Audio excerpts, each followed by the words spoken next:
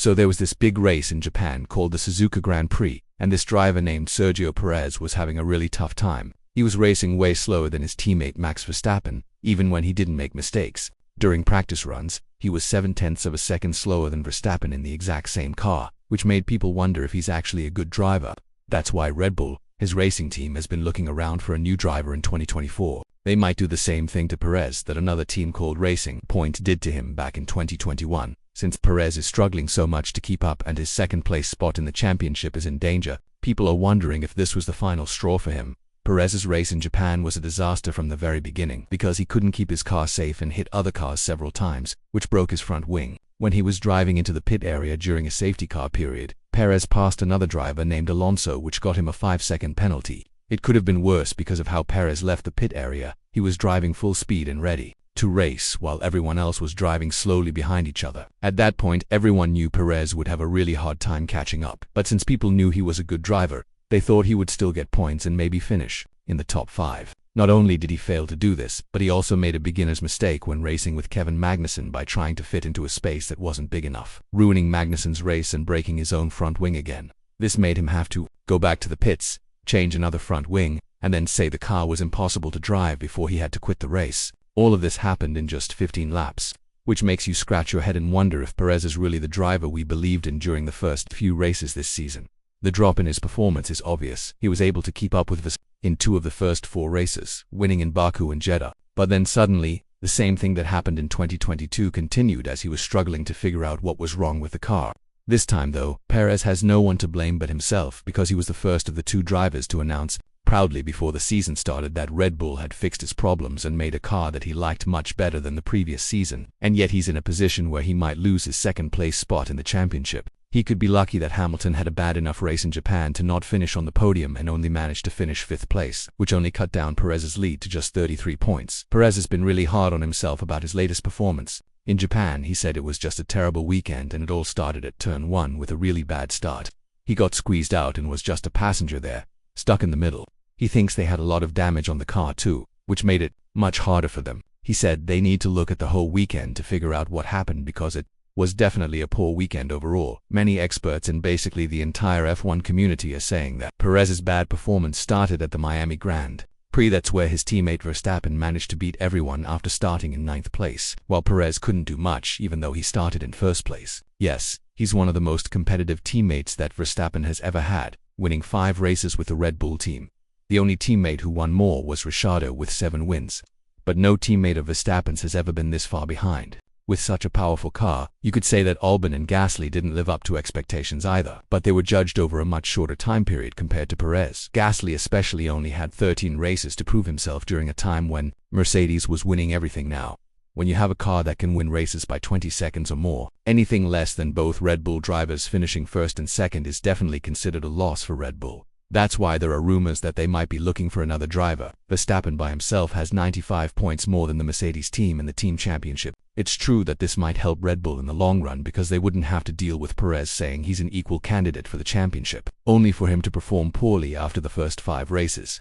But what this really means is that the team doesn't have a second driver to rely on when things go wrong with Verstappen and with the rest of the teams catching up quickly. This might be a serious problem for Red Bull's dominance. We also can't forget the rumors from Liberty Media, the company that owns F1, about requiring Red Bull to put a second competitive driver next to Verstappen, just so that the TV ratings for the team and the sport would increase. The last thing that F1 needs right now is one person dominating everything. Christian Horner, the Red Bull team boss, has talked about Perez's latest race. While he said that Perez's performance was definitely poor and disappointing, the veteran driver was still a solid part of the team's success as they managed to win the team championship in Japan. Talking about this, Horner said it was a shocking race for Perez. It got off to a bad start where he got squeezed on the way to turn 1. He picked up some front wing damage, then they needed to change the front wing. He passed Alonso on the way into the pit lane, then he got a penalty, and then came out and dive-bombed one of the Haas cars. So it was just one of those weekends. The only good thing was they were able to serve the penalty there, so he leaves it in Japan. Perez being a crucial part of Red Bull's success is not something we can deny or argue about. But if you were to take Verstappen out of the picture, then the competition is a lot closer to Perez than Red Bull would want it to be. If Red Bull were to put their hopes in Perez, it's clear to everybody that they wouldn't actually have such a comfortable lead in the Drivers' Championship. With the same car, he's only managing to keep a 33-point lead ahead of Hamilton, who has had his fair share of struggles in 2023 in an underperforming car as well. There are a couple of hints that Perez might be replaced as soon as 2024, even though Horner was firm that the first opportunity Red Bull will have to replace the veteran driver is 2025.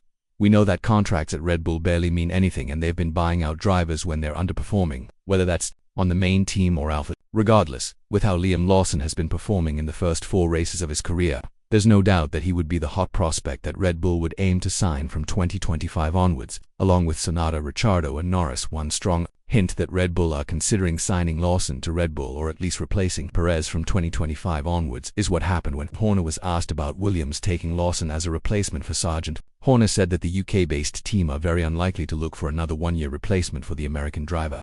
On the other hand, Williams have never said that they would want to sign a driver just to do a one-year deal, which might have revealed more than Horner originally wanted to. He has also not been shy to admit that the New Zealander's performance at AlphaTauri is not something you can ignore. When talking about it, Horner said Lawson certainly turns heads and gives them plenty to think about, especially following his Singapore drive. He's doing everything possible to justify a case for a full-time drive. But unfortunately, 3-2 doesn't go. Lawson has also said he's interested in not being a reserve driver in 2024, and this might be one of the main reasons why Red Bull might try to make an aggressive move and sign Lawson for the upcoming season. If they don't do that, there's a real threat from Williams to steal their academy driver and make him one of their own. One thing about Red Bull and AlphaTauri is that the environment for growth has been called toxic by every rookie driver who has tried to make a career in one of these teams. We've seen how badly Gasly and Albon were treated by Red Bull during their short time with the team. Will Red Bull make the same move they did on Albon back in 2021 when they brought in Perez? That's a question that needs to be answered. But one thing is for sure, Perez has underperformed heavily, even though he managed to get support from Helmut Marko for future improvements in his performance. F1 experts have already written him off the team, and have put Lawson next to Verstappen. The New Zealander has also caused a lot of questions and drama when being asked who he would prefer to be his perfect teammate. His short and simple answer was Verstappen. This is going to be one of the most anticipated questions in the Formula One world right now. While we might not see Lawson starting in 2024 in a Red Bull suit, there is definitely a massive opportunity for Williams to try and convince him to join their project, something that Lawson himself has talked positively about as well.